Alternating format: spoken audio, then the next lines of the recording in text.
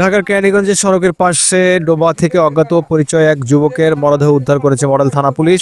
এ সময় যুবকের পরনে ছিল কালো ফুল প্যান্ট ও ধূসর টি শার্ট। মরদেহটি পানিতে থেকে ফুলে ফেপে যাওয়ায় সুরাথালের সময় আঘাতের কোনো চিহ্ন বোঝা যায়নি। রবিবার দুপুরে কেরানীগঞ্জ মুহূর্তকে আরও বিশেষ করে তুলতে পারজোয়ার শাহী পোলাও ঘর, রাজকীয় স্বাদ এখন আপনার হাতের নাগালেই। মডেল থানার সাক্তা ইউনিয়নের সালাম চেয়ারম্যান রোড এলাকা থেকে মরদেহটি উদ্ধার করে ময়নাতদন্তের জন্য মিটফোর্ড হাসপাতালে মর্গে প্রেরণ করা হয়েছে। কেরানীগঞ্জ মডেল থানার officers in charge Monirul Haque W জানান, পথচারীরা দুর্গন্ধ পেয়ে পুলিশে খবর দিলে ঘটনাস্থলে গিয়ে মরদেহ উদ্ধার করা হয়।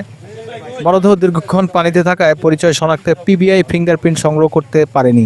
তবে মরদেহের পকেটে একটি বাটন ফোন পাওয়া গেছে। তার সূত্র ধরে পরিচয় শনাক্তের চেষ্টা চলছে। এ ঘটনায় আইনি ব্যবস্থা প্রক্রিয়াধীন রয়েছে বলেও জানান পুলিশের কর্মকর্তা।